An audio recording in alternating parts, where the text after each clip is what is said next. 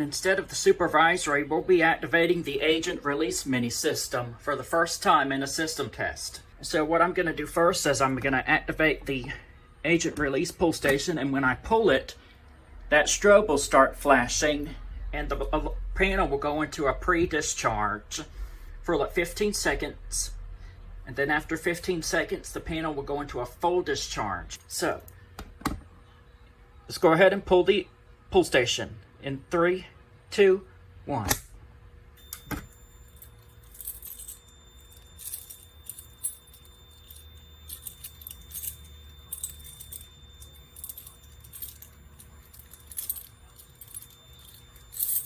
Now the panel's in a pre-discharge.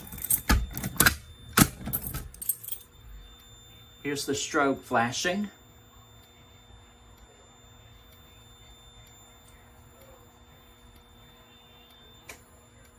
Now you see the panel's in a full discharge, and so we can go ahead and silence. Now we're just gonna press system reset. All right, now we are going to activate the detector using my hair dryer, since this has rate of rise capabilities. And then when the panel goes into pre-discharge, I will press and hold down the abort switch and the dual monitor module will light up steady green.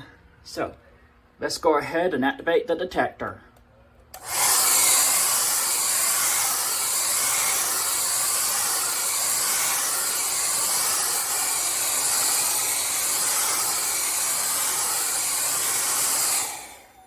Here we go. Panel's in pre-discharge, strobes flashing, and now I will hold down the abort switch.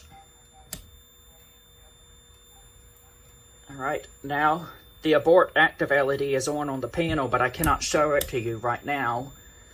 But see up there, the dual monitor module has lit up steady green, and the abort switch is programmed as an AHJ, which means that anytime the abort switch is let go, the countdown will restart. So we're going to go ahead and let go, and we're going to go see the panel in full discharge mode.